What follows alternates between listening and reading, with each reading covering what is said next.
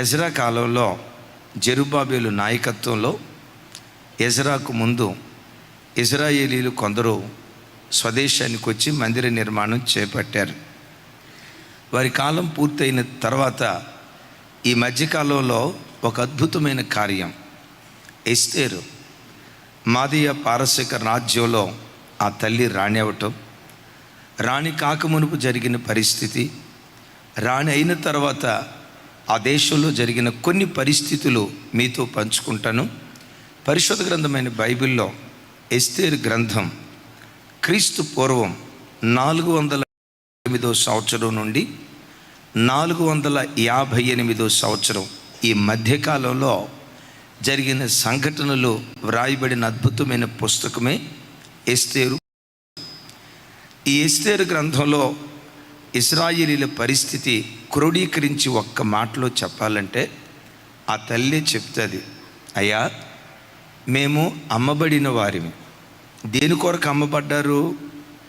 బానిసత్వపు పని చేయటానికి మాత్రమే కాదయ్యా, సంహరించబడటానికి, నశింప చేయబడటానికి మేము, మా ఇంటివారు, మా గోత్రికులందరూ, యావత్ ఇశ్రాయేలు జాతి మేము అమ్మబడిన వారిమయ్యా అని ఒక పదం వాడుతుంది.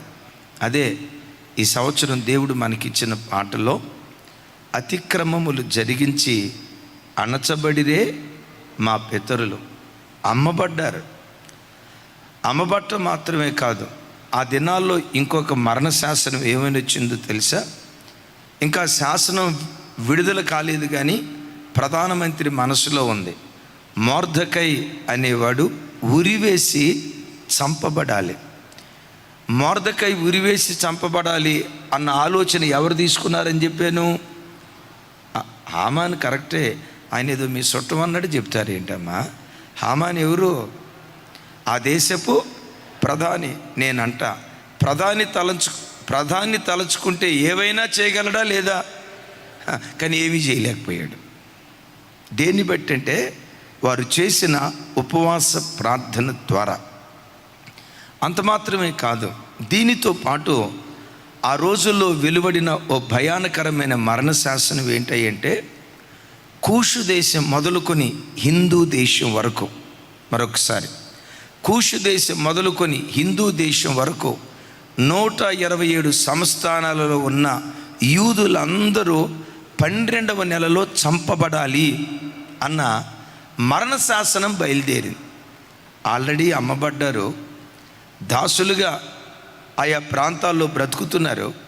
దినాలు అట్లా కొనసాగుతూ ఉంటే 127 సంస్థానాలలో ఉన్న యూదులందరూ సంహరించబడాలి అనే మరణ శాసనం బయలుదేరింది. దీన్ని నేనేమంటానంటే, పెనం మీద నుంచి పొయ్యిలో పడ్డట్లుగా ఒకవైపు దాసులు అని అనుకునే లోపు భయానకరమైనటువంటి ఉప్పెన, యూదులందరూ చంపబడాలి, మరణ శాసనం బయలుదేరింది. అయితే ఆ తర్వాత కాలంలో వారు చేసిన ఉపవాస ప్రార్థన ద్వారా ఆ ఉరిని ఊరేగింపుగా దేవుడు మార్చాడు. అణచబడిన ఆ ప్రజలను అధిపతులుగా దేవుడు చేశాడు. దైవజనమా వినండి, దించే దేవుడు, కాలాలు మారినా మారని దేవుడు, తరాలు మారినా మార్పు లేని దేవుడు. లేఖనం అంటుంది కదా, యేసు క్రీస్తు నిన్న నేడు ఏకరీతి వాడు.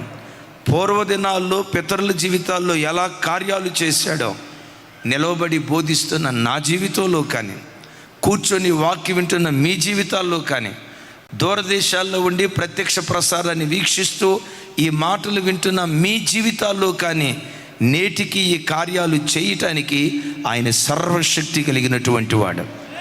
ఆ రోజుల్లో కార్యం చేశాడు. ఆ రోజుల్లో అంటే ఫుల్ పవర్తో ఉన్నాడు. ఇన్ని సంవత్సరాలు అయిపోయింది కాబట్టి ఎంతో కొంత పవర్ కాస్త తగ్గిందా?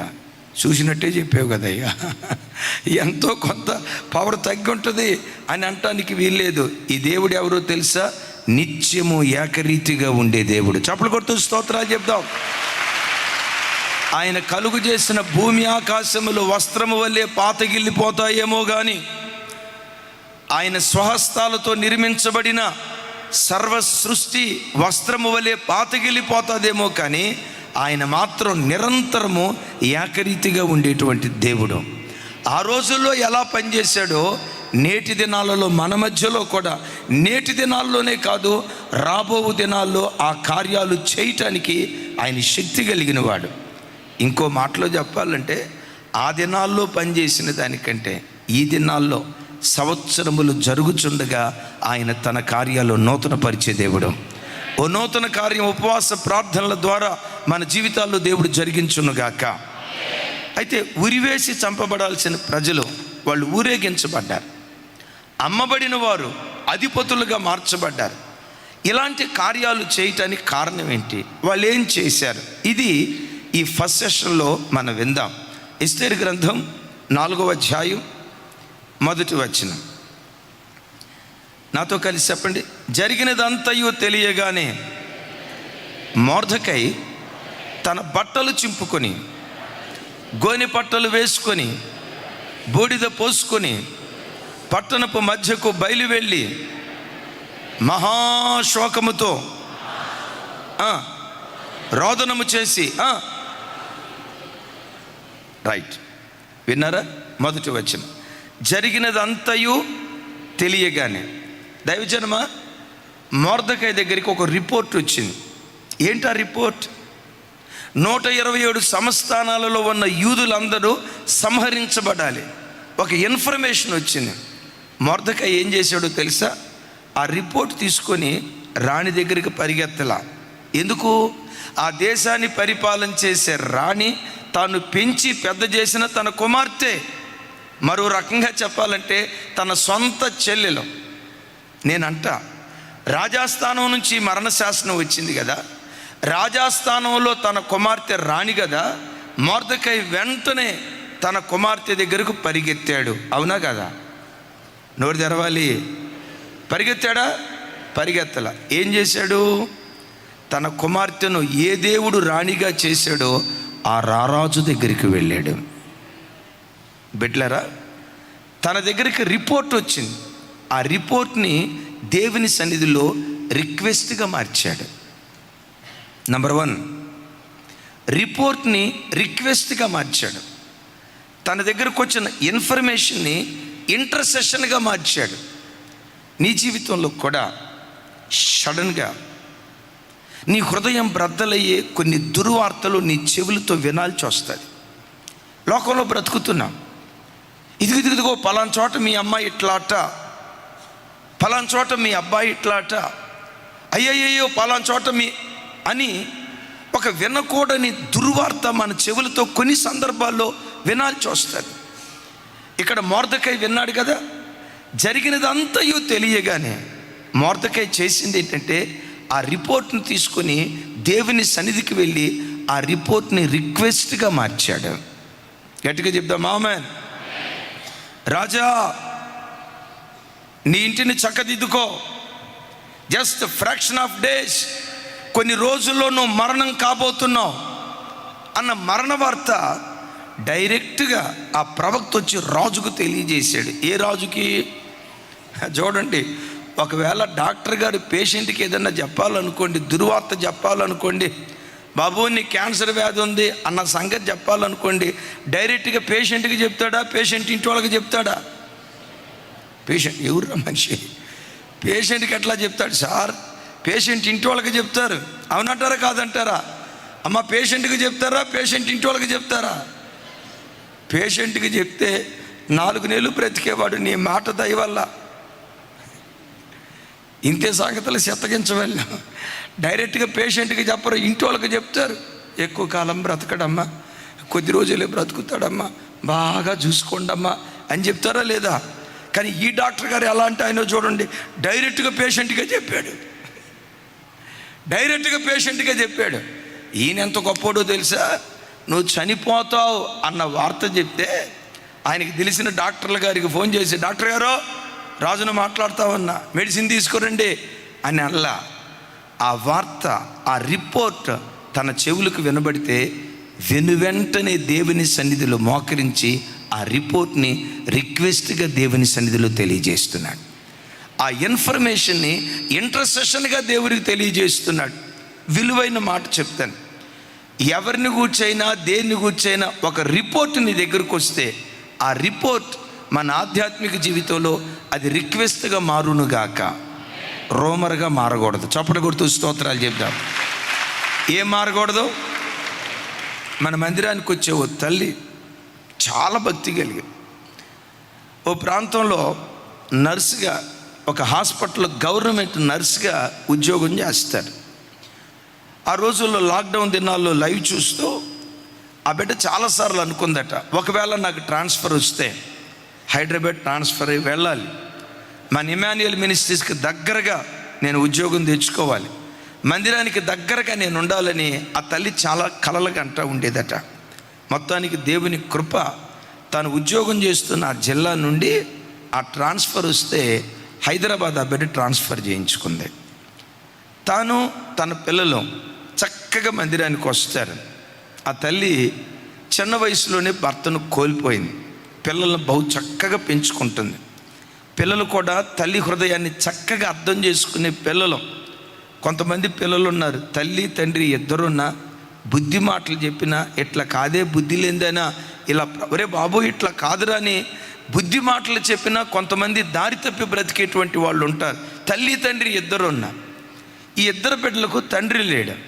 ఆ తల్లి భక్తి కలిగిన పెంపకంలో తల్లి హృదయాన్ని ఎక్కడ గాయపరచకుండా భక్తిగా బ్రతుకుతున్నారు. వాళ్ళ బాబుకు బెంగళూరులో సాఫ్ట్వేర్ ఉద్యోగం వచ్చింది. ఆ బిడ్డ చేసుకుంటూ ఉన్నాడు. చిన్నబాబు ఆ తల్లి రెగ్యులర్గా మందిరానికి వస్తారు. సడన్గా ఒకరోజు ఆ తల్లికి బెంగళూరు నుంచి ఒక వార్త, మీ అబ్బాయికి ఆరోగ్యం బాగాలేదు, ఐసీయూలో ఉన్నాడు, మేబీ హార్ట్ స్ట్రోక్ అన్నట్లుగా మాకు అనిపిస్తూ ఉంది, చావు బ్రతుకుల మధ్యలో కొట్టుమిట్టాడుతున్నాడు, ఐసీయూలో హాస్పిటల్లో సీరియస్ కండిషన్లో జాయిన్ అయ్యాడు అన్న వార్త బెంగళూరు నుంచి ఎవరో ఒకళ్ళు ఈ తల్లికి ఫోన్ చేశారు. ఆ తల్లి ఏం చెప్తుందో తెలుసా? ఆ వార్త వినటంతో నాకెవ్వరూ గుర్తుకు రాలేదయ్యా, దేవుడు ఒక్కడే నాకు జ్ఞాపకం వచ్చాడు. ఉన్న పాటును మోకరించా, అయ్యా పెదవరాలి పిల్లలయ్యా, తండ్రి లేని పిల్లలయ్యా, వయసు 28, 29 సంవత్సరాలయ్యా, వాడిని విడిచిపెట్టొద్దయ్యా, నేను ఇప్పుడు బెంగళూరు వెళ్ళాలంటే దరిదాపుగా 12 గంటల ప్రయాణమయ్యా, ఈ 12 గంటల లోపు ఏదైనా జరగవచ్చు అంటున్నారు. నేను బెంగళూరు ఈ క్షణంలో నేను వెళ్ళలేను, కానీ నేను వెళ్ళకపోయినా నా ప్రార్థన నా బిడ్డను తాకగలదయ్యా.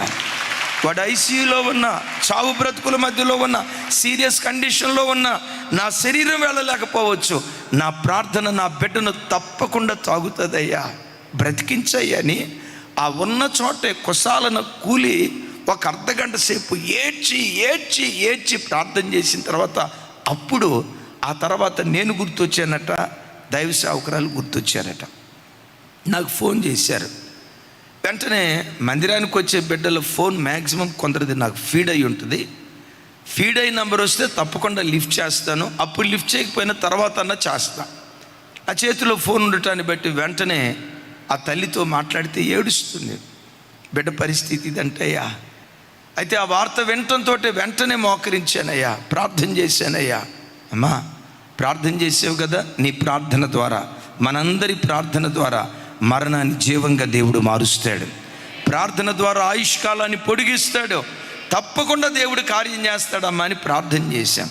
అద్భుతం ఏంటో తెలుసా? ఇక చనిపోతాడు అని అనుకున్న బిడ్డ ఆ ఐసీయూలో నుండి ఏ బలహీనత లేకుండా సజీవునిగా బయటకు రావడానికి దేవుడు కృప చూపించాడు. ఎందుకో చెప్పమంటారా? రిపోర్ట్ని ఆ తల్లి రిక్వెస్ట్గా మార్చింది, ఆ ఇన్ఫర్మేషన్ని ఇంటర్సెషన్గా మార్చింది. ఆమెన్, పెద్దగా చెప్దాం ఆమెన్. జీవితంలో నీ చెవులతో ఏ వార్త విన్నా కలవరపడుకో, కంగారు పడుకో. వాళ్ళకి ఫోన్ చేసి, వీళ్ళకి ఫోన్ చేసి, అమ్మకు ఫోన్ చేసి, నాన్నకు ఫోన్ చేసి హృదయాన్ని కలవరం చేసుకోకో. మన కలవరాలన్నీ తొలగించే దేవుని సన్నిధిలో నీ ప్రార్థన విజ్ఞాపనలు ఆయనకు తెలియచేయగలిగితే నీ కన్నీటి కడలి కూడా కనుమరుగయ్యేటట్లుగా దేవుడు కార్యం చేస్తాడు. ఎస్తేరు గ్రంథంలో నుంచి మనం నేర్చుకునే మొదటి పాఠం రిపోర్ట్ని రిక్వెస్ట్గా మార్చింది, ఆ ఇన్ఫర్మేషన్ని ఇంటర్సెషన్గా మార్చింది. రెండో మాట చెప్తాను, ఒక విలువైనటువంటి మాట చూడండి. ఎస్తేరు గ్రంథం 4వ అధ్యాయం 12, 13 వచనాలు. ఓకే, 14వ వచనం నాతో కలిసి. నీవు ఈ సమయమందు ఏమియో మాటలాడక మౌనముగా నున్న యెడల యూదులకు సహాయమును విడుదల మరి ఒక దిక్కు నుండి వచ్చును గాని నీవును నీ తండ్రి ఇంటి వారును నశించుదురు. 14వ వచనం, next verse. Right, thank you. 14వ వచనం, ఈ సమయమందు నశించుదురు. ఎస్, నీవు ఈ సమయమును బట్టియే రాజ్యమునకు వచ్చితివేమో ఆలోచించుకొనమని చెప్పాను. ఇప్పుడు నా వైపు చూడండి. మొర్దెకై ఎవరు కబురు పంపించాడు? వెంటనే పంపించాడా? మొదట దేవునికి చెప్పిన తర్వాత పంపించాడా? అది తనంతట తాను అడిగినందువల్ల చెప్పాడా? తాను వెళ్ళి చెప్పాడా? తాను అడిగింది. మొర్దెకైని అక్కడ పనివారి ద్వారా పంపించింది. ఎందుకు అన్నయ్య అగ్వాని సంచి వేసుకొని బట్టలు వేసుకొని ఉన్నాడు? అయ్యో ఇట్లా ఉండకూడదు, బట్టలు పంపిస్తే నేను వేసుకొని పో అన్నాడు. ఎందుకు వేసుకొని అన్నాడు అని అడిగింది. అప్పుడు వివరాలు చెప్పాడు. చెప్పేటప్పుడు ఒక మాట చెప్పాడు, ఎస్తేరు, దేవుడు నేను రాణిగా ఎందుకు చేశాడో తెలుసా? ఈ సమస్య రాబోతుందని అనంత జ్ఞాని అయిన దేవుడు ముందుగానే పసిగట్టి ఆశ్రయపురంగా ముందుగానే దేవుడు నిన్ను అక్కడ ఏర్పరిచాడు. గమనించండి, దేవుడు అనంత జ్ఞాని. అదిగో ఆపద రాబోతుందని దేవుడు ముందుగానే ఎరిగాడు. సమస్య రాబోతుందని ముందుగానే దేవుడు ఎరిగాడు. ముందుగానే ఎరిగి దాని పరిష్కార దిశగా ముందుగానే దేవుడు నిన్ను అక్కడికి పంపించాడు. మౌనంగా ఉండొద్దు. ఈ పని నిమిత్తమే దేవుడు పంపించాడని నీ వంతు పని నువ్వు చేయటం ప్రారంభించు అని ఎస్తేరుతో మాట్లాడినట్లుగా లేఖనాల్లో చూస్తున్నాం. ఒక అద్భుతమైన మాట. రిస్క్ ఎక్కడుంటుందో దేవుని ద్వారా రిస్క్యూ అక్కడ ముందుగానే దేవుడు ఏర్పాటు చేస్తాడు. రిస్క్ అంటే సమస్య, రిస్క్యూ అని అంటే పరిష్కారం. దైవజనమా, నమ్మండి, మీ జీవితంలో ఏ సమస్య చేత మీరు పీడించబడుతున్నా సమస్య రాకముందే పరిష్కారాన్ని కూడా ముందుగానే దేవుడు సిద్ధపరిచాడు అని హృదయంలో నుంచి నమ్మండి. అయ్యో ప్రభా, ఈ సమస్య వచ్చింది ఎలా? ఈ ఆపద వచ్చింది ఎలా? ఈ ఇబ్బంది వచ్చింది, మేము ఎలా బ్రతకాలి? ఈ శోధనలు వచ్చాయి, ఎలా బ్రతకాలి? ఓ తెలియని దిగులు నీ గుండెల్లో గూడు కట్టుకుని ఉంటే దేవుని బిడ్డ విశ్వసించు. కనానులో కరువు రాకమునిపే ఆ కరువు కాలంలో యాకోబు కుటుంబాన్ని పోషించడానికి యోసేపును ఐగుప్తు దేశంలో ఆశ్రయపురంగా ముందుగానే దేవుడు సిద్ధపరిచాడు. కరువు వచ్చిన తర్వాత సిద్ధపరిచాడా? కరువు రాకమునిపే సిద్ధపరిచాడా? ఇక్కడ ఇశ్రాయేలీలు యూదులందరూ చంపబడాలి, ఈ మరణ శాసనం రాకమునిపే రాణిగా చేశాడా? మరణ శాసనం వచ్చిన తర్వాత రాణిగా చేశాడా? నీ జీవితంలో ఏ సమస్యతో నువ్వు కొట్టుమిట్టాడుతున్నా నమ్మో, నీ సమస్యకు ముందే పరిష్కారాన్ని కూడా దేవుడు ముందుగానే సిద్ధపరిచాడు. అయితే సిద్ధపరిచిన ఆ పరిష్కారం వెంటనే నీకు కనపడదు. సమయం వచ్చినప్పుడు దేవుడు దాన్ని బయలుపరుస్తాడు. చప్పలు కొడుతూ దేవునికి స్తోత్రాలు చెప్దాం. గట్టిగా గట్టిగా గట్టిగా. యేసయ్యకు మహిమ కలుగును గాక. రిస్క్ రాకమునిపే దేవుడు ఏమి సిద్ధపరిచాడు? రిస్క్యూ అంటే రక్షణ పొందేటువంటి మార్గాన్ని ముందుగానే సిద్ధపరిచాడు. కొన్నిసార్లు సమస్య వచ్చిన తర్వాత మనం చాలా కంగారు పడతాం. సమస్య వచ్చిన తర్వాత సమస్య వచ్చిందన్న సంగతి మనకు తెలిసిద్ది. దేవుడున్నాడే, నీకు సమస్య రాకమునిపే సమస్య వస్తుందని ఆయన ముందుగానే ఎరిగాడు. ఎందుకో చెప్పమంటారా? ఆయన అనంత జ్ఞాని అయిన దేవుడు. ఈ దేవుడు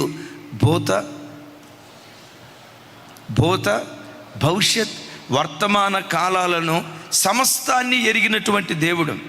హామాను గాడి ద్వారా ఈ ఆపద రాబోతుందని ముందుగానే దేవుడు గుర్తించి ఎస్తేరును ఆశ్రయపురంగా ఆ స్థలంలో ముందుగానే దేవుడు తీసుకొని వెళ్ళాడు. యేసయ్యకు మహిమ కలుగును గాక. ఏ సమస్యతో మీరున్న గుండెల్లో నుంచి నమ్మండి, ఆ సమస్యకు ముందే పరిష్కారాన్ని కూడా దేవుడు సిద్ధపరిచాడు. అయ్యా, ఈ నీళ్లు చేదయ్యా, ఎట్లా మేము దాగేమయ్యా, మోషే కంగారు పడతా ఉంటే, మోషే ఎందుకు కంగారు పడతావు? ఆ చేదును విరగగొట్టే చెట్టును కూడా నేను ముందుగానే పక్కనే ఉంచా. కొమ్మను విరిచాడు, నీళ్ళల్లో వేశాడు. ఆ చేదు కాస్త మినరల్ వాటర్ అయిపోయినాయి. చేదు కాస్త మాధుర్యంగా మారిపోయింది. అంటే చేదు పక్కన దేవుడు ఏం దాచుంచాడు? సమస్య ప్రక్కనే దేవుడు ఏం దాచుంచాడు? అవునో కాదో మీకు అర్థం అవ్వాలంటే ఒక మాట చెప్తాను. ఇక్కడ చదువుకున్న వాళ్ళు ఎంతమంది ఉన్నారు? చేతులు పైకి ఎత్తండి. అలాగని చదువుకున్న వాళ్ళు ఎవరు బాధపడతారు నా వైపు చూడొద్దు. చదువుకున్న వాళ్ళు చేతులు ఎత్తండి. రైట్. పాఠ్య పుస్తకాలు ఉంటాయి కదా, పాఠానికి ముందు ప్రశ్నలు ఉంటాయా? పాఠం అంతా అయిపోయిన తర్వాత చివరిలో ప్రశ్నలు ఉంటాయా? మీరు చదువుకున్న వాళ్ళు అయితే కరెక్ట్గా చెప్పారు కదా. మరలా అడుగుతాను, పాఠానికి ముందు ప్రశ్నలు ఉంటాయా? పాఠం అయిపోయిన తర్వాత ప్రశ్నలు ఉంటాయా? అంటే పాఠం అయిపోయిన తర్వాత ప్రశ్నలు ఉన్నాయంటే ఆ ప్రశ్నలకు సమాధానం అది. రమేష్ ఎట్ట చూస్తున్నాడంటే నిజమే కదా అన్నా, నిజమే. ఏ రిస్క్లో నీవున్నా నమ్ము, ఏ రిస్క్లో నువ్వున్నా, ఎంత సంక్లిష్ట పరిస్థితిలో నువ్వు నలగొట్టబడుతున్నా విశ్వసించు, నీ రిస్క్కి రెస్క్యూ ముందుగానే దేవుడు సిద్ధపరిచాడు. ఇందుకే దేవుడు నేను పంపించాడు. దేవుని బిడ్డలారా విశ్వసించండి, ఇందుకే దేవుడు నేను పంపించాడు అని చెప్తే ఎస్తేరు రిప్లై చూడండి, ఎస్తేరు మాట్లాడే విధానం చూడండి. ఆ తండ్రితో, ఇదిగో మొర్దెకై పెంచితే పెంచావు కానీ నా మీదేం అథారిటీ చేయొద్దు. ఏంటి నేను నశిస్తానా? నా ఇంట్లో నశించిపోతారా? అంటే నువ్వేది చెప్తే అది నేను చేయాలా? నేను చెయ్యను పో అని తలతెక్కల మాటలు మాట్లాడాల. సహజంగా మనిషి స్వభావం ఎలా ఉంటుందంటే, ఓడ దాటేదాకా మల్లయ్య గారు అన్నాడట, ఓడ దాటిన తర్వాత పావయ్య బోడి మల్లయ్య అన్నాడట. ఇదెవరు మనస్తత్వం? మనుషులు. ఇంతకా మనుషులు ఎవరో? అక్క, మన మనస్తత్వమే. మనందరి మనస్తత్వం కూడా ఒక స్థాయికి వచ్చిన తర్వాత పూర్వపు స్థితి మర్చిపోతాం. అడిగాడట రాజు, అదేదో చెట్టు మీద కాయలు వంకరగా ఉన్నాయి, అదే చింత చెట్టు మీద కాయలు వంకరగా ఉన్నాయి, ఏం చెట్టు అని అడిగాడట. వాస్తవంగా ఈ అమ్మాయి ఆ చింత చెట్టుకి చింత చిగురు కోసుకున్న బ్యాచ్, ఆ చింత చిగురు కోసుకొని మంగళగిరిలో అమ్ముకున్న బ్యాచ్, ఆ బ్యాచ్ ఇది. ఆ చింత చిగురు కోసుకొని అమ్ముకున్న బ్యాచ్.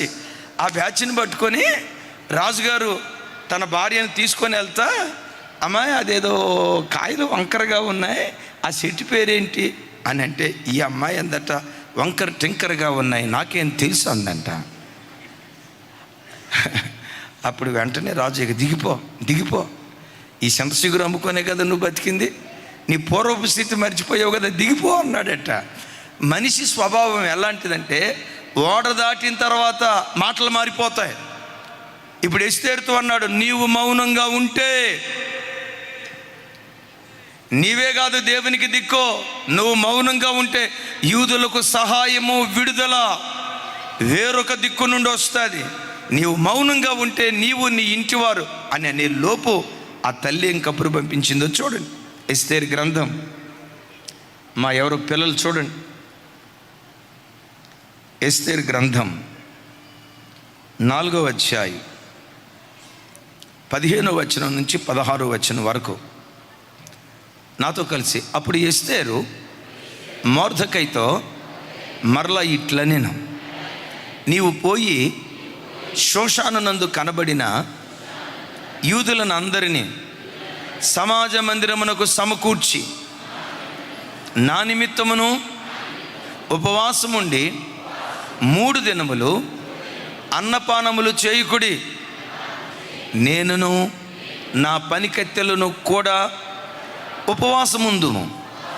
ప్రవేశించుట న్యాయ వ్యతిరేక్తంగా ఉన్నను నేను రాజునొద్ద ప్రవేశించుదును, నేను నశించేదను. ఎస్తేరు పంపించిన సమాధానం చూడండి. రైట్ అయ్యా, షోషాను కోటలో ఉన్న యూదులందరినీ సమాజ మందిరానికి పిలిపించి 3 రోజులు మీరు అందరూ ఉపవాసం ఉండండి అయ్యా, నా నిమిత్తం ఉపవాసం ఉండండి, నా నిమిత్తం ఉపవాసం ఉండండి. అమ్మా ఆల్రెడీ మొర్దెకై ఉపవాసం ఉన్నాడు కదా, మొర్దెకై ఆల్రెడీ ఉపవాసం ఉన్నాడు కదా, ఇప్పుడు యూదులందరినీ మొర్దెకైని మరలా 3 రోజులు ఉపవాసం ఉండమంటున్నావు, వాళ్ళని ఉపవాసం ఉండమంటున్నావు, బాగానే ఉంది. ఇంతకు మరి నువ్వు ఉంటావా లేదా? నా తెలుగు మీకు వినపడిందా? మరి ఇంతకు మీరు ఉంటారా లేదా? చాలామంది అయ్యగారు మా కొరకు ఉపవాసం ఉండి ప్రార్థన చేయండి అయ్యగారు. మరి మీరేం చేస్తారమ్మా? 3 పూట్ల కడుపు నిండా తిని నా ప్రాణమా తినుము తాగుము సుఖించుమని దేవుని స్తుతిస్తూ ఉంటావన్నా కుదరదు. ఈ తల్లి ఏం చేసిందో తెలుసా? మీరుండండి, నేను నా పనికెత్తెలు రాజభవనంలో ఉండి మేము కూడా ఉపవాసం ఉంటాం. అక్కడ మీరుండండి, ఇక్కడ మేము ఉంటాం. ఒకడు వేని తరిమితే 2 10,000 మందిని తరవటానికి దేవుడు కృప చూపిస్తాడు. దేవుని బిడ్డలారా, గడిచిన కొన్ని రోజుల నుంచి ఉపవాస ప్రార్థనలు అని చెప్తా ఉన్నాం కదా. దేవుని కృపను బట్టి సేవకుల పిల్లలందరూ దేవుని కృపను బట్టి ఉపవాసం ఉండి ప్రార్థన చేస్తూ ఉన్నారు. 18-19 సంవత్సరాల వయసులో సేవకు వచ్చిన చిన్న బిడ్డలకు కూడా ఆ పిల్లలను చూసి ఎంతో కొంత జాలి కలిగిద్ది కదా, దయ కలిగిద్ది కదా. సేవకురాలు మేము చెప్తాం, రే చిన్న మీరు ఉపవాసం ఉండొద్దురా, తినండి చిన్న, మీరు భోజనం చేయండి అంటే, ఉపవాసం అని అంటే చాలు ముఖం అది ఒక రకంగా మాడిపోద్ది వాళ్ళకి. తినొద్దు అంటే వాళ్ళు ఏమంటారు తెలుసా? అమ్మ అక్కడ ఉన్నారా లేరమ్మా?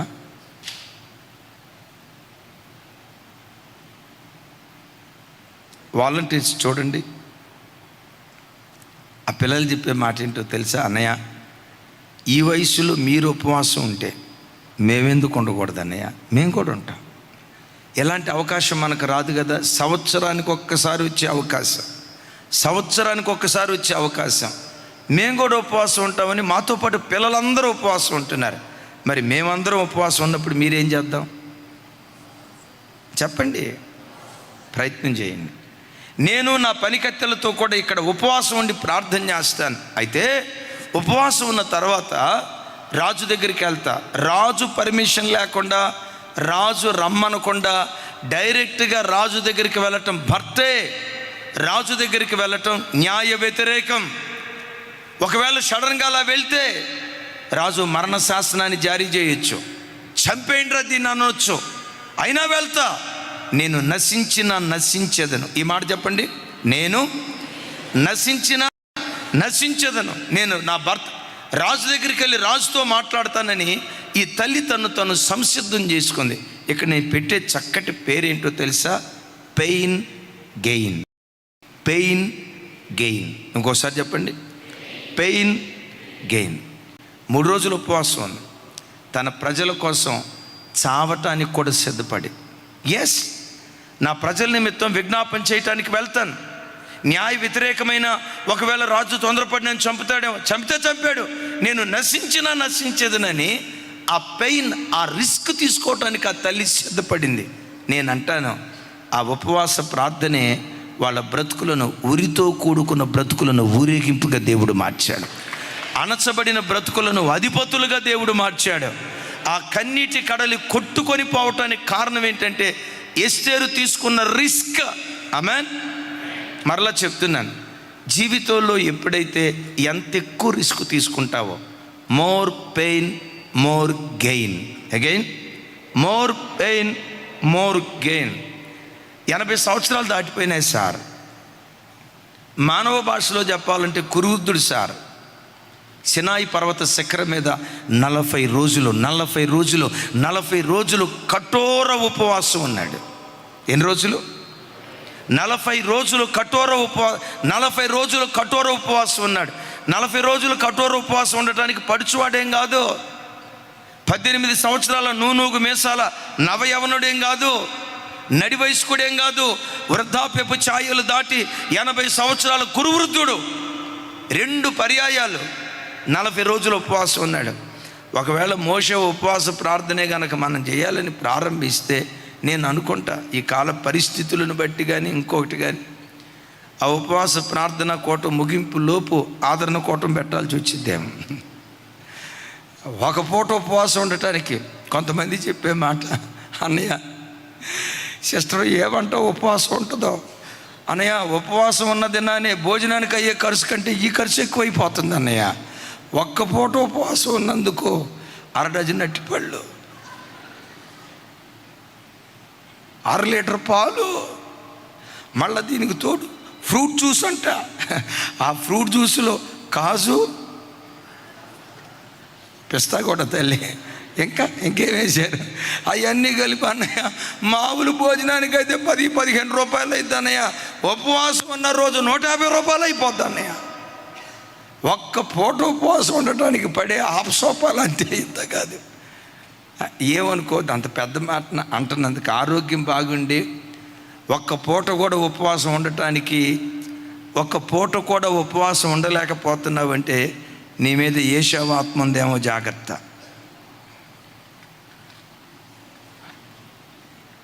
ఒక్క పూట కూటి కోసం చేస్తత్వాన్ని నమ్ముకున్నాడు. చిన్న రిస్క్ కూడా తీసుకోవటానికి ఇష్టపడలేదు. జీవితంలో ఎప్పుడైనా ఏదైనా సాధించాలంటే మోర్ పెయిన్ మోర్ గెయిన్. పెద్దగా చెప్దాం ఆమెన్. More pain. 40 రోజుల పాటు 2 పర్యాయాలు 80 సంవత్సరాలు దాటిన వృద్ధుడు అంత రిస్క్ తీసుకొని ఉపవాసం ఉన్నాడు. ఏం జరిగిందో తెలుసా? ఆయన ప్రార్థన చేస్తుండగానే సినాయి పర్వతం మీదకి మహిమ కలిగిన దేవుడు దిగి వచ్చాడు.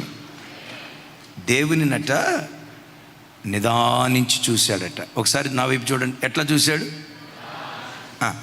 కొంతమంది అంటారు, అన్నయ్య దేవుడు అట్లా మెరుపులాగా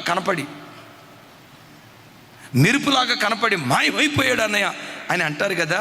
మోషేకు మెరుపులాగా కనపడి మాయం కాల, బైబిల్లో రాసి ఉంటుంది. నా వైపు చూడండి, ఇట్లా నిదానించి, దేవుని వైపు నిదానించి. బైబిల్లో రాయబడిన మాట, దేవుని ముఖాన్ని అంత నిదానించి చూసిన వారిలో మోషేకు తర్వాత కానీ మోషేకు ముందు కానీ అలాంటి ప్రవక్త మరొకరు లేరు. ఓ మాట, అమ్మా నాన్న ఒకవేళ వాళ్ళు ప్రభు దగ్గరికి వెళ్ళి చనిపోయారు అనుకోండి, లేదు బ్రతికున్నారు అనుకోండి, 50 సంవత్సరాల క్రితం వాళ్ళు మనకు రాసిన ఉత్తరం ఒకవేళ భద్రంగా ఉందనుకోండి, లేవులేండి అవి, ఒకవేళ భద్రంగా ఉందనుకోండి, దాన్ని చూసి మా అమ్మ రాసిన ఉత్తరం, మా నాన్న రాసిన ఉత్తరం అని అసలు ఆ ఉత్తరాన్ని ఫ్రేమ్ కట్టి ఫోటో కట్టి గోడ మీద తగిలించిపోతే నన్ను అడగండి. మోషేకి అమ్మా నాన్న రాసిన ఉత్తరం కంటే దేవుడే తన స్వహస్తాలతో నిబంధన పలకలు రాసి ఆజ్ఞలు రాసి మోషే చేతికి దేవుడు అప్పగించాడు. మోషే, ఇంత ధన్యకరమైన స్థితి నువ్వు ఎలా పొందుకోగలిగావంటే ఒకటే మాట అంటాడు, మోర్ పెయిన్ మోర్ గెయిన్. దైవజనమ, జీవితంలో దేవుని ద్వారా నువ్వు ఏది పొందుకోవాలన్నా రిస్క్ తీసుకోవటానికి సిద్ధపడు. ఆమెన్. ఒకవేళ ఉపవాసం ఉండటం కష్టమైతే అడుగు దేవుని కృపను. దేవా, ఈ దినాల్లో ఉపవాసం ఉండి ప్రార్థన చేయనట్లుగా నా శరీరాన్ని బలపరచు. ఆకలిని జయించే శక్తి, నిద్రను జయించే శక్తి, తిండిని జయించే శక్తి, సుఖభోగాలను జయించే శక్తి నాకు దయచేయి. ఆ కృప నాకు దయచేయని దేవుని సన్నిధిలో మనం పెయిన్ తీసుకోవటానికి సిద్ధపడితే ఆ పెయిన్ భవిష్యత్తులో గెయిన్గా దేవుడు మారుస్తాడు. చప్పలు కొడుతూ దేవునికి స్తోత్రాలు చెప్దాం. సరే, 4వ అధ్యాయంలో ఉపవాసం ఉండి ప్రార్థన చేసింది. తర్వాత అధ్యాయం 5వ అధ్యాయానికి వచ్చేసరికి రాజు దగ్గరికి వెళ్ళి రాజుతో మాట్లాడుతూ ఉంది. భయపడతానే ఇంకా మాట్లాడలా. గుమ్మం దగ్గర నిలవబట్టంతో రాజు తన దండాన్ని చాపి, రాణి నీకేం కావాలో కోరుకో, నువ్వు కోరుకున్నది నీకు ఇస్తాను అని అన్నాడు. వెంటనే రాణి ఏమందో తెలుసా? నా కోరిక ఏమి లేదయ్యా, ప్రధానమంత్రి ఉన్నాడే హామాను, నువ్వు హామాను, మీరు హామాను ఇద్దరు కలిసి నా దగ్గరికి భోజనానికి రండి అయ్యా అంది. ఎవరికి భోజనం పెట్టింది? భర్తకు పెట్టిందంటే పోనీ అనుకోవచ్చు. ఆ తర్వాత ఎవరికి పెట్టింది? హామానుకు కూడా పెట్టింది. ఆ రోజు భోజనం చేస్తా ఇంకో మాట కూడా అంది, అయ్యా ఈ ఒక్కరోజు భోజనం పెట్టే కానీ నాకు తృప్తి లేదయ్యా, మరలా ఇంకోసారి అంటే ఎప్పుడో కాదు, రేపే హామాను మీరు మరలా భోజనానికి రండి అయ్యా అంది. విన్నారా? ఆ తర్వాత రోజు కూడా హామాను భోజనానికి సిద్ధపడి వచ్చాడు. 4వ అధ్యాయంలో ఉపవాసం ఉండి ప్రార్థన చేసింది. 5వ అధ్యాయంలో ఏ హామాను కొరకు ప్రార్థన చేసిందో 5వ అధ్యాయంలో హామానుకు కడుపు నిండా భోజనం పెట్టింది. ఇదేంటి, ఎందుకెట్లా జరిగిందో చెప్పమంటారా? ఇప్పుడు గొర్రెను వధించే ముందు, గొర్రెను చంపే ముందు ఆ గొర్రెకి ఏం చేస్తారు? ఫుల్గా మేత పెడతారు. మేత పెట్టిన తర్వాత వధ చేస్తాడు.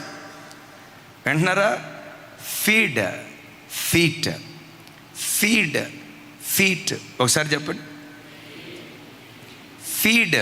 ఫీడ్ అంటే కొన్నిసార్లు మనం ఎంత ప్రార్థన చేస్తామో మన ప్రార్థనకు తగినట్లుగా శత్రువుకే దేవుడు భోజనం పెడతాడు. శత్రువు ఎదుట మనకు భోజనం సిద్ధపరచడం వేరు. కొన్నిసార్లు ఏం చేస్తాడో తెలుసా? మనం ఎంత పట్టుదలతో ప్రార్థన చేస్తామో ఆ పట్టుదల ప్రార్థనకు తగినట్లుగా శత్రువుకే కడుపు నిండా భోజనం పెడతాడు. ఆమెన్. మనం అంటాం, ప్రభువా నేను ప్రార్థన చేస్తే నువ్వు ప్రభుత్వాలు మారుస్తావు అనుకున్నాను, మరలా 2వ అయిపోయారే మళ్ళా 3వ అయిపోయారే. దేవుడు భోజనం పెడతాడు వాళ్ళకు కూడా, శత్రువుకు కూడా భోజనం పెడతాడు. అయితే వాళ్ళకి పెట్టే భోజనం వేరు. వాళ్ళకి పెట్టే భోజనం ఏంటో తెలుసా? పొటేలును వధించే ముందు బాగా మేత మేపుతారు. మీకు అర్థం కావాలంటే చిన్నతనంలో క్రిస్మస్ కోడి అని ఒక కోడి ఉండేది. ఎవరికన్నా తెలుసా? ఈ కాలంలోనంటే ఎప్పుడు పడితే అప్పుడు నాన్ వెజ్ తెచ్చుకొని తినేవాళ్ళు, కానీ ఆ రోజుల్లోనైతే నాన్ వెజ్ ఎప్పుడు ఉండేది? పండగలప్పుడే. ఆ పండగలప్పుడు కూడా అందరికీ కడుపు నిండా ఉండేది కాదు. ఓ 1/2 కిలో చికెన్కి లేకపోతే కిలో కోడి మాంసానికి బకెట్ నీళ్ళు పోయాలా. దానికి నేను పెట్టే పేరు ఏంటంటే బాప్తిస్మం చికెన్. బకెట్ నీళ్ళు పెట్టి అలా గరిటె తీసి ఒక ముక్క 2 గంటల చారు. మన పరిస్థితి ఏంటో తెలుసా? ఆ వాసన ఒకటి తగిలితే చాలు అయిపోయేది. చల్తా మేము బ్యాచులర్గా ఉన్నప్పుడు బ్యాచులర్లు ఎక్కువగా వండుకునే కూర ఏది చెప్పండి? మీరుంటేగా మీకు తెలిసేది. చెప్పండి ఆయన. కోడిగుడ్డు. ఏమి లేదు, ఎంత కోడిగుడ్డు, ఒక కోడిగుడ్డులో ఎంత ఉప్పు వేసేవాళ్ళం. ఎంత ఉప్పు వేయటాన్ని బట్టి వచ్చిన ఉపయోగం ఏంటి చెప్పండి? పలసగా కలుపుకొని తినవచ్చు. ఒక్క కోడిగుడ్డులో కడుపు నిండా ప్లేట్ అన్నం తినేవాళ్ళం. సో పాత రోజుల్లో పరిస్థితి ఎట్లా ఉండేదంటే, రైట్, పలానా కోడిని క్రిస్మస్ రోజు కొయ్యాలనుకున్నప్పటి నుంచి అబ్బబ్బబ్బబ్బబ్బా అక్టోబర్ 7 నుంచి ఆ కోడిని మేపే విధానం ఉంటుందంటే పందెపు కోడులు మేపినట్లుగా మేపుతారు. ఎందుకురా బాబు? చూడండి, గింజలు తీసుకొని బొబ్బొబ్బొబ్బొబ్బొబ్బొబ్బొబ్బొబ్బొబ్బొ అంటారు. అది అక్కడి నుంచి వచ్చి పరిగెత్తుకుంటూ వస్తుంది, గింజలు తింటూ ఉంటుంది. పాపం ఆ పిచ్చిదానికి తెలియదు, ఈ మోర్దకాయ గాడికి తెలియదు, ఈ హామాన్ గాడికి తెలియదు. ప్రపంచ దేశాల్లో కొంతమంది హామాన్లు ఉన్నారు. మొదటిసారి వెళ్తూ ఉంటారు, దేవుడు వాళ్ళకు కూడా భోజనం పెడతాడు. వాళ్ళకు భోజనం పెట్టేది మాత్రం వధ కొరకే దేవుడు భోజనం పెడతాడు. మారాడా? దేవునికి స్తోత్రం. మారలేదా? నెబుకద్నెజరు గాడికి పట్టిన గతి వాళ్ళకి పడుతుంది. హామాను గాడికి పట్టిన గతి వాళ్ళకి పట్టేటట్లుగా దేవుడు కార్యం చేస్తాడు. మరలా చెప్తున్నాను, మనం దేని కొరకు ప్రార్థన చేసామో కొన్ని సందర్భాల్లో ఆ సమస్య బలం పొందుకున్నట్లుగా ఉంటుంది. ఎప్పుడైనా ఒకటి సమస్య ఎప్పుడైనా తీవ్రం అవుతుందంటే దాని అర్థం ఏంటో తెలుసా? పరిష్కారం వెంటనే దేవుడు నీ కొరకు దాచిపెట్టాడు.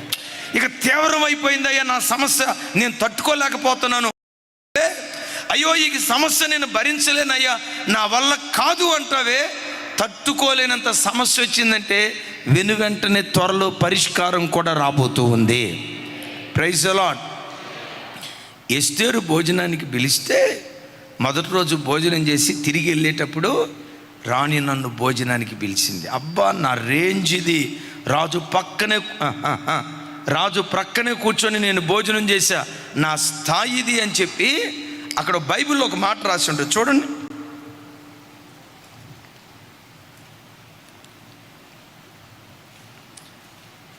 ఐదవ అధ్యాయం 9వ వచనం. 5వ అధ్యాయం 9వ వచనం. ఆ దినమందు హామాను సంతోషించి మనోల్లాసము గలవాడై బయలు వెళ్ళి రాజు గుమ్మమును నుండు మొర్దెకై తన్ను చూచియు అతడు లేచి ఉండకయు కదలకయు ఉన్నందున మొర్దెకై మీద బహుగా కోపగించుకొనెను. హల్లెలూయా. హామాను సంతోషించి మనోల్లాసము గలవాడై అక్కడి నుంచి బయలుదేరి వెళ్తున్నాడు. అంటే శత్రువైన సాతానుకు కూడా దేవుడు ఏమిచ్చాడు?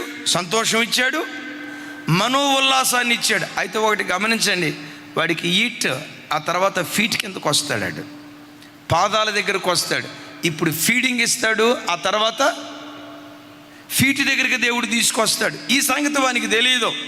సో రాణి నన్ను భోజనానికి పిలిచిందని గుర్రం మీద వెళ్తా ఉంటే మొర్దెకై చూడండి, నేను నా వైపు చూడండి రా తల్లి, బ్రతికిన కొద్ది రోజులైనా ఆ బతికి చచ్చిపోవాలంతే. ఇప్పుడు హామాను ప్రధానమంత్రి వస్తున్నాడు.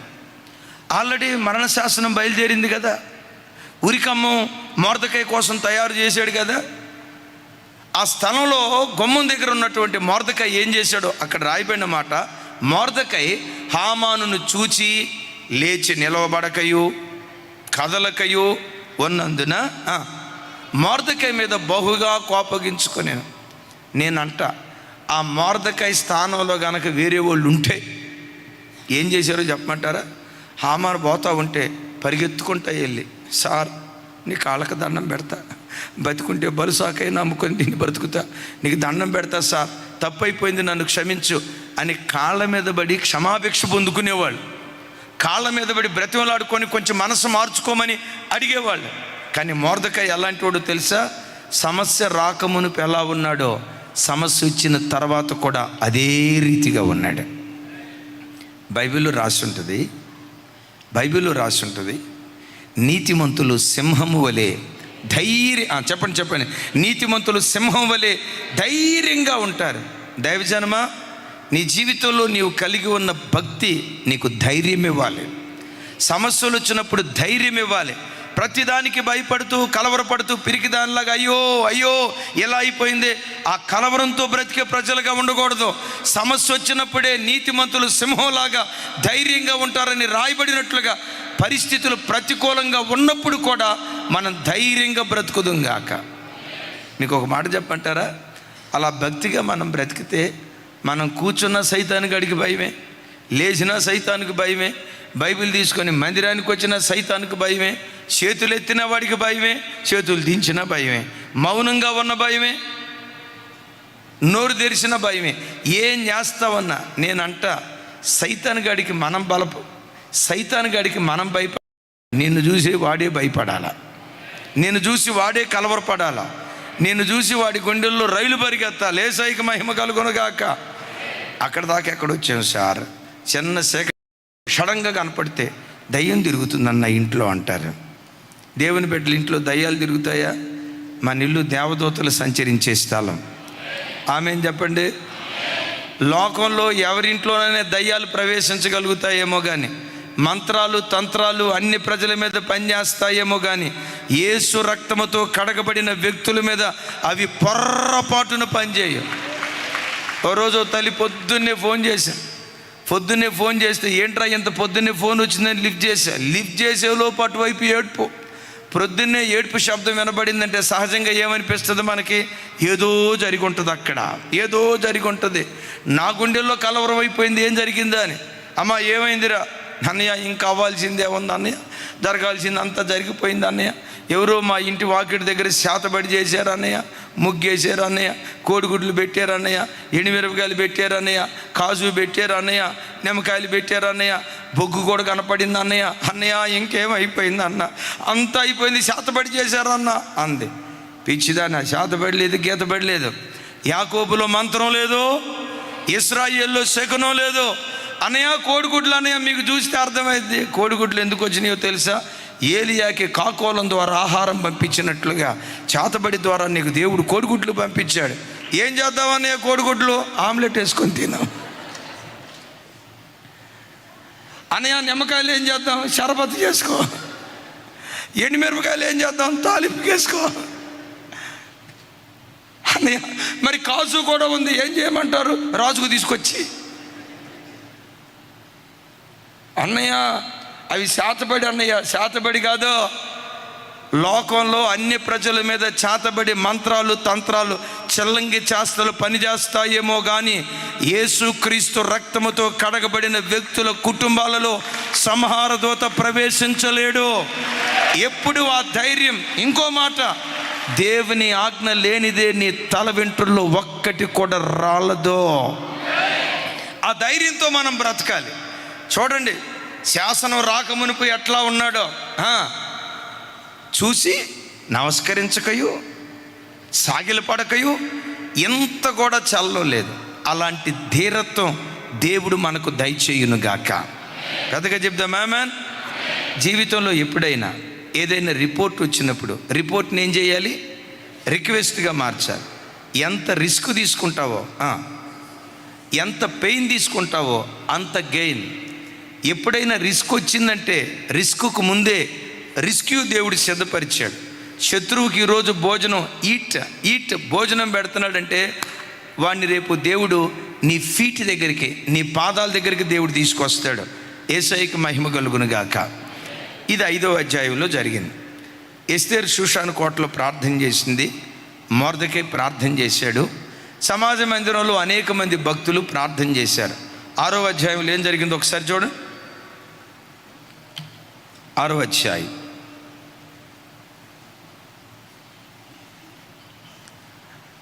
ఆ రాత్రి నిద్ర పట్టకపోయినందున రాజ్యపు సమాచార గ్రంథము తెమ్మని రాజు ఆజ్ఞ, అది రాజు ఎదుట చదివి వినిపింపబడిన ద్వారపాలకులైన బిగ్తాను, తెరేషు అను రాజు యొక్క 2 నపుంసకులు రాజు అహష్వేరోషును చంప యత్నించిన సంగతి మొర్దెకై తెలిపినట్లు అందులో వ్రాయబడి ఉండెను. ఆ సంగతి విని ఇందు నిమిత్తము మొర్దెకైకి బహుమతి ఏదైనా, ఘనత ఏదైనా చేయబడినా అని అడుగగా రాజు సేవకులు అతనికి ఏమీ చేయబడలేదని ప్రత్యుత్తరం ఇచ్చిరి. హల్లెలూయ. దైవజనమా, రాజును బ్రతికించాడు మొర్దెకై. ఎప్పుడు? ఎస్తేరు గ్రంథం 2వ అధ్యాయం ముగింపులో. 3వ అధ్యాయం ప్రారంభంలో హామాను ప్రధాని అయ్యాడు. 3వ అధ్యాయం అతడు చేసిన దానికి ప్రతిఫలం రాలా.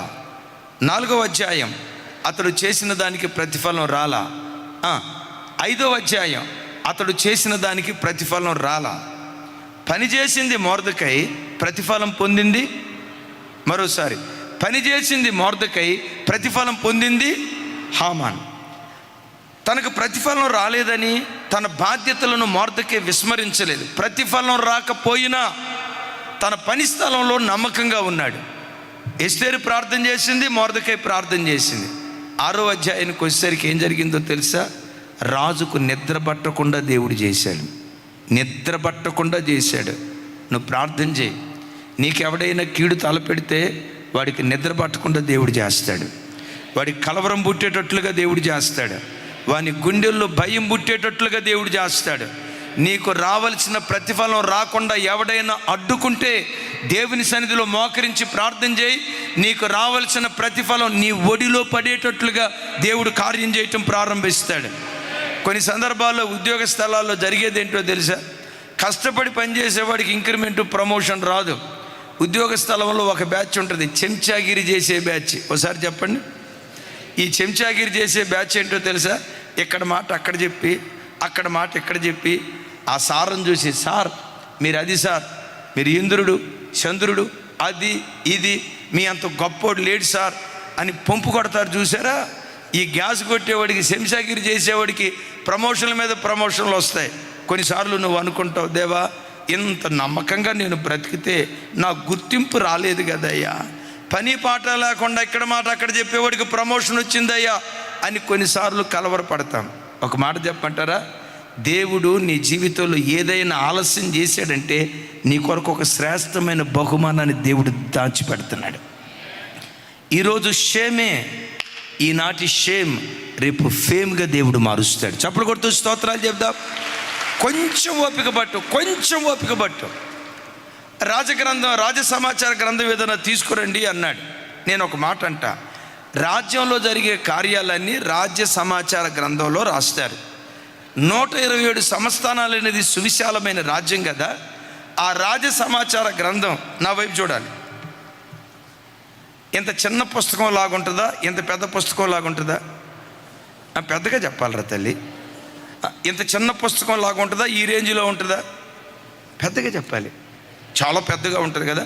ఈ పెద్ద పుస్తకంలో సడన్గా తెరిస్తే ఏ కాగితం వచ్చింది చెప్పండి? ఎంత పెద్ద పుస్తకంలో అలా ఓపెన్ చేసి చేయక మునిపే మొర్దెకై చేసిన కార్యం రాజుకు తెలిసేటట్లుగా ఆ కాగితం వచ్చింది. దైవజనమ, మరుగున పడిన దాన్ని దేవుడు వెలుగులోనికి తీసుకొచ్చాడు. దాచబడిన దాన్ని దేవుడు వెలుగులోనికి తీసుకొచ్చాడు. అతడు చేసిన మేలైన కార్యాన్ని తగిన కాలమందు దేవుడు వెలుగులోనికి తీసుకొచ్చాడు. యేసయ్యకి మహిమ కలుగును గాక. వెంటనే విచిత్రం చూడండి, ఆ రాత్రిపూట సడన్గా ఆ పుస్తకంలో ఉన్న సమాచారం, మొర్దెకై ఇలా చేశాడు అన్న వార్త తెలియటంతో నాకు ఎంత మేలు చేసినోడికి ఎలాంటి ఉపకారం చేయాలి అనేది ఎవరిని అడిగితే బాగుంటుంది? ఎవరిని అడుగుదాం? హామాన్ని అడుగుదాం అని అనుకునే లోపు అయినా రాత్రి అయింది కదా, మధ్యరాత్రి దాటిపోయింది. ఈ టైంలో హామాను మంచి గాఢ నిద్రలో ఉండి ఉంటాడు. ఏం చేద్దామని రాజట్ల తన గదిలో నుంచి బయటకు వచ్చాడు. విచిత్రం తెలుసా? మధ్యరాత్రి పూట హామాను గాడు గుమ్మం దగ్గర నిలవబడి ఉన్నాడు. విన్నారా? సైతాన్ గాడు వాడు ఫుల్ టైం వర్కర్ సార్. వాడు ఫుల్ టైం వర్కర్. రాత్రి కూడా వాడు పని చేస్తాడు. రాత్రిపూట నువ్వు నేను గురకలు పెట్టి నిద్రపోతాం, కానీ ఆడు మాత్రం కొంతమంది క్రైస్తవులకు తెలియక ఏమంటారు తెలుసా? అమావాస్య వచ్చిందంటే మా ఇంట్లో ఏదో అయిపోద్దన్నా, అమావాస్య రోజు ఏదో ఒక కీడు జరిగిద్దన్నా. అమావాస్య రోజు కీడు జరగటం ఏంటమ్మా అంటే, అమావాస్య రోజు సైతాను గాడు బలంగా పని చేస్తాడు కదన్నా. అంటే తతిమా రోజులు రెస్ట్ తీసుకుంటాడా సార్? వాడు ఫుల్ టైం వర్కర్, 24/7 365 days. ఎవరిని మృంగుదునా అని హామాను గాడు ఇప్పుడు నా వైపు చూడాలి. హామాను గాడు ఎక్కడ నిలవబడ్డాడు? ఉదయమా, మధ్యాహ్నమా, సాయంత్రమా, మధ్యరాత్రా? ఆడు మధ్యరాత్రి కూడా పనిచేస్తాడు. అందుకని మనం ఏం చేయాలో తెలుసా? ఎప్పుడైనా మధ్యరాత్రి మెలకు వస్తే ఆ మధ్యరాత్రి కూడా మోకాళ్ళుని కంఠస్వరాన్ని దేవునికి వినిపించదుగాక. మీలో ఎవరికైనా అన్నా రాత్రి అయినా నిద్ర పట్టట్లేదన్నా జుట్టు బీక్కోవద్దు. ప్రభా, నాకు నిద్ర పట్టకుండా చేసినందుకు నీకు అమ్మ ఏనంటారా తల్లి, నాకు నిద్ర పట్టకుండా చేసినందుకు నీకు స్తోత్రం అని ప్రభుని స్తుతించండి. ఆ మధ్యరాత్రి పౌలు శీల చెరసాలలో దేవుని స్తుతిస్తూ పాటలు పాడినట్లుగా మధ్యరాత్రి వేళన ఇంటిలో ఆ కంఠధ్వని దేవునికి వినిపించునుగాక. అలా వినిపిస్తే సంఖ్యలు ఊడిపోయేటట్లుగా దేవుడు కార్యం చేస్తాడు. ఎప్పుడు ఎక్కడ జరగని ఒక ప్రత్యేకమైన అద్భుతం నీ ఇంటిలో దేవుడు జరిగించునుగాక. మరలా అడుగుతున్నాను, ఈ హామాను గాడు మధ్యరాత్రి ఎక్కడున్నాడు?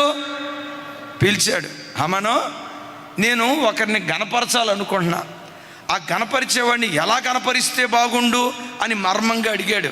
మావోడు ఏమనుకున్నాడు తెలుసా? మావోడికి ఆవేశం ఎక్కువ, ఆలోచన తక్కువ. రాజు ఇంకెవరిని గలపరుస్తాడు? నా వైపు చూడాలి. ఎట్లా అని ఇంకెవరిని గలపరుస్తాడు? The great one and only. చెప్పనా? వన్ అండ్ ఓన్లీ హామాన్ నన్నే కదా కనపరిచేది, ఇక అయిపోయిందని చెప్పి వాడు కొన్న గొంతుమ కోరికలన్నీ చెప్పాడు. ఏం చెప్పాడో తెలుసా? ఏమి లేదు రాజా, మీరు కనపరచాలనుకున్న వాడిని మామూలుగా కనపరచకూడదు. ఎట్లా కనపరచాలి? మీరు ఏ బట్టలు వేసుకుంటారో ఆ బట్టలు అడిగేయాలి. రాజుకు అర్థం కాల. కిన్నుడే చూస్తున్నాడు. రాజా, మామూలుగా కనపరచకూడదు రాజా. మీ తల మీద ఏ కిరీటం పెడతారో, మరి అది రాజులు పెట్టుకునే కిరీటం రా. మరి మీరు మీ చేత కనపరచబడేవాడు ఆ రేంజ్లో ఉండాలా. అది మీ ఘనత అంటే మీరు ఏ కిరీటం పెట్టుకుంటారో ఆ కిరీటం వాడి తల మీద పెట్టాలి. ఇంకా రాజా, మీ చేతిలో ఉంటుందిగా, ఏంటది? సెల్ ఫోనా? చెప్పండి. మీ చేతిలో రాజదండం ఉంటుంది కదా, ఆ రాజదండం మీ చేతిలో పెట్టుకోండి. ఇంకా మీ రాజదండం ఇంకా అదే రాజా, మీరు తెల్ల గుర్రం మీద ఊరేగుతారే, అవును కూడా ఆ గుర్రం మీద కూర్చోబెట్టి శోషాను కోటల, శోషాను వీధుల్లో మీరు ఊరేగి వెళ్తా ఉంటే చుట్టూతా ప్రజలు జై హో జై హో అనాల అందుకోవాలా, జై హో జై హో జై హో జై హో అని కేరింతలు కొడతా ఆ రేంజ్లో. ఎందుకు? రాజు కనపరచడం అంటే మామూలుగా ఉండాలా రాజా? అట్లా ఆ రేంజ్లో ఈడి మనసులో ఉందేంటో తెలుసా? నన్ను కాకపోతే ఇంకెవరిని కనపరుస్తాడని. సడన్గా దేవుడు ఏమన్నాడు, సడన్గా రాజు ఏమన్నాడు తెలుసా? అదే ఆ గేటు దగ్గర ఉన్నాడే మొర్దెకై, ఈ కార్యక్రమాలన్నీ ఆ మొర్దెకైకి చెయ్యి అన్నాడు. ఆడి కంటి చూపు నోటి మాట పడిపోయింది. నా వైపు చూడు, నువ్వు విన్నది నిజమే, నేను చెప్పింది కూడా కరెక్టే. నువ్వు విన్నది నిజమే, నేను చెప్పింది కూడా కరెక్టే. మొర్దెకైని ఊరేగించు అన్నాడు. ఇక్కడ అసలు దేవుడు చేసే కార్యాలు ఎట్లుంటాయంటే, దేవా వాడిని తీసేయి అన్నంటే తీసేయడో. ఎప్పటి వరకు ఉంచుతాడో తెలుసా? శత్రువు ఎదుట నీకు భోజనాన్ని పెట్టి నీ ఆశీర్వాదాన్ని వాడు కనులారా చూసి, ఆ ఆశీర్వాదం చూసి వారవలేక కుమిలి వాడంతటా వాడు చచ్చే వరకు వాడిని బ్రతికిస్తాడు దేవుడు. ఒక్కళ్ళు కూడా ఆమె అని చెప్పలా. విన్నారా? మనం కొన్నిసార్లు అంటాం, ప్రభు వాడు అట్లా అంటే మీరు ఎందుకు మౌనంగా ఉన్నారా అని. తీసేయడో. ఎప్పుడు తీసేస్తాడో తెలుసా? వాడి కన్నుల ఎదుట వేడుకగా నిన్ను ఊరేగించే వరకు వాడిని బ్రతకనిస్తాడు. విచిత్రం చెప్పండి, నా వైపు చూడండి. ఇప్పుడు మొర్దెకైని ఊరేగింపు తీసుకెళ్ళటానికి గుర్రాన్ని నడిపించింది ఎవరు? ఆ గుర్రపు తాడు పట్టుకొని ముందు తీసుకెళ్ళింది ఎవరు? చెప్పాలి. మొర్దెకైకి ముందు నడిచింది ఎవరు? జై హో అనండి అని ప్రజలను పురికొల్పింది ఎవరు?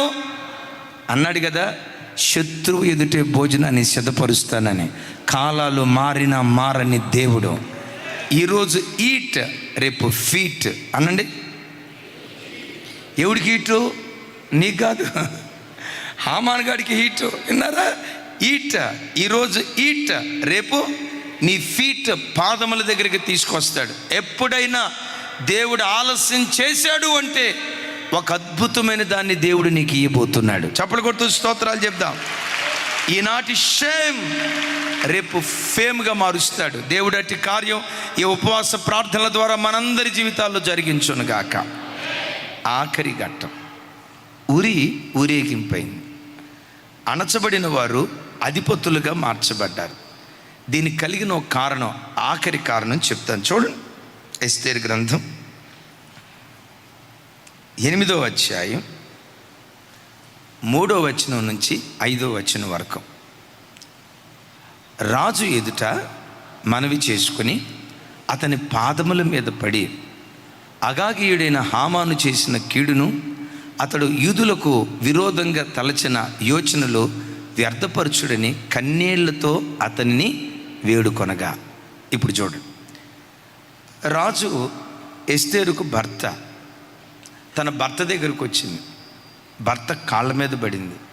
అయ్యా రాజా, హామాను మరణశాసనం యూదులకు ఇచ్చాడు, దాన్ని రద్దు చేయవా? దాన్ని వ్యర్థపరచవా?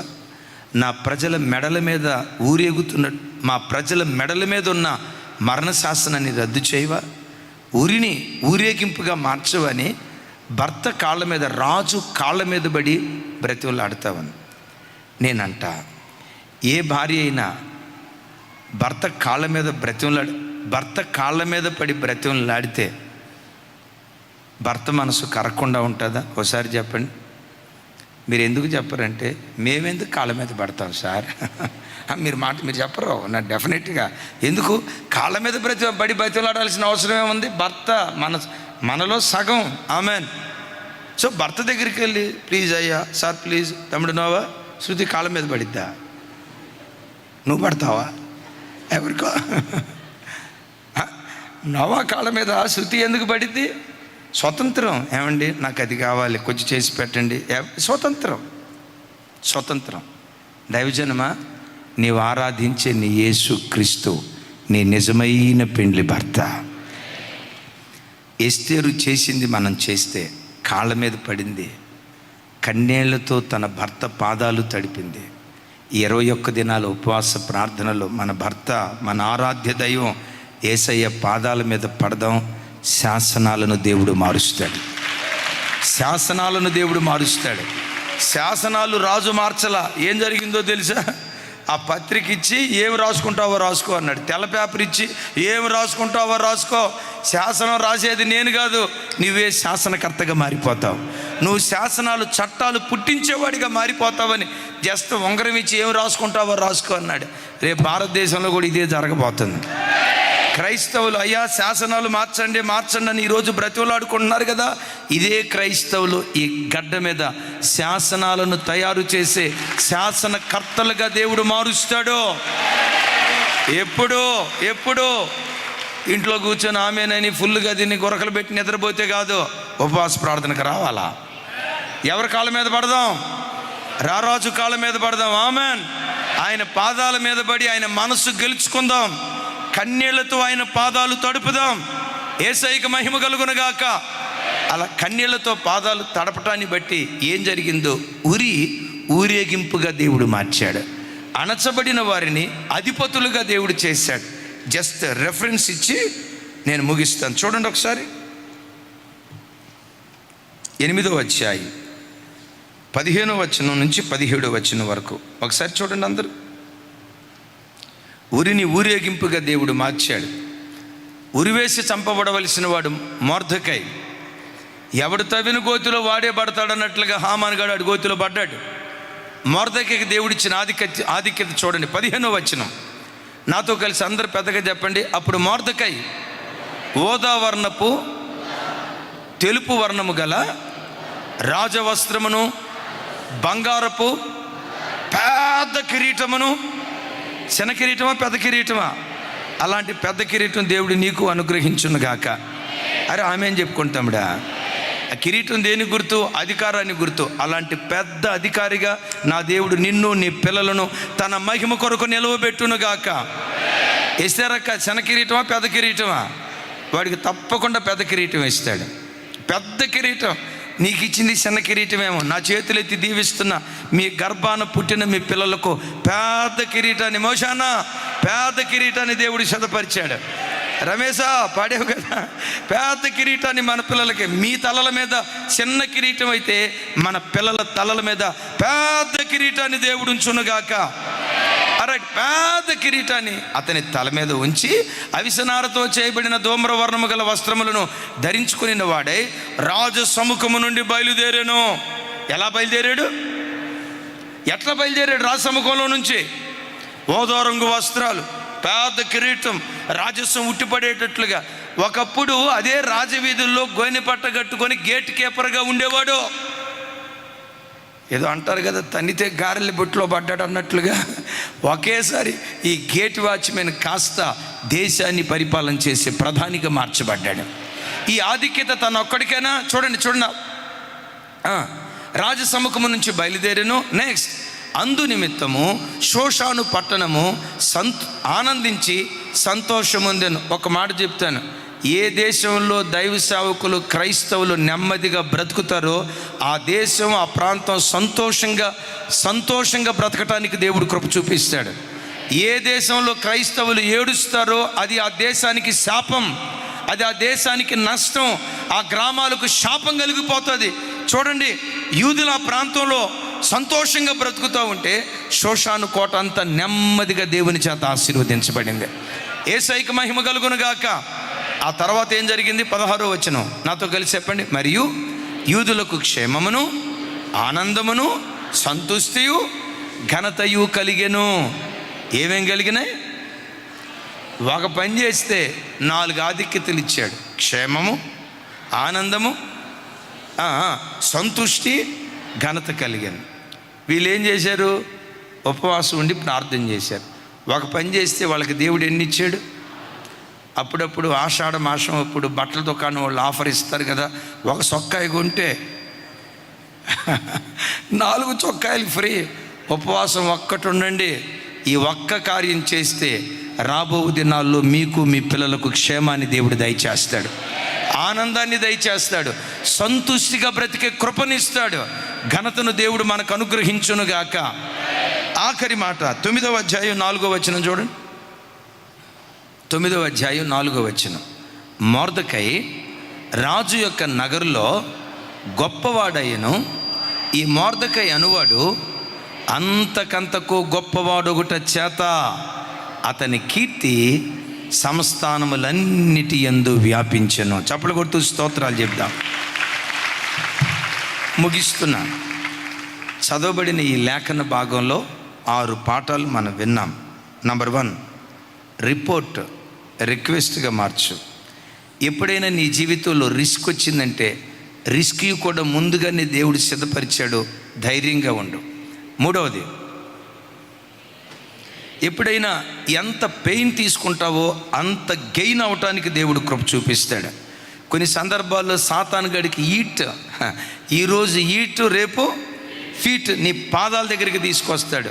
ఈనాటి షేమ్ రేపు ఫేమ్గా దేవుడు మారుస్తాడు. లాస్ట్ 1 ఇప్పుడు విన్నాం కదా, గ్యాంగ్గా మార్చాడు. చప్పలు కొడతాం గట్టిగా. ఏమన్నాను చివరి మాట చెప్పండి. హ్యాంగ్ అంటే భలే చెప్పారు అక్క. ఊరేసి చంపబడాల్సిన వాడు ఇక్కడ ఊరేగాడు. ఇవన్నీ ఉపవాస ప్రార్థన ద్వారానే సాధ్యం. కాలాలు మారినా మారని దేవుడు ఎస్తేరు కాలంలో ఏ కార్యం చేశాడో మన దినాల్లో ఇంతకంటే మహిమ కలిగిన కార్యాలు దేవుడు జరిగించును గాక.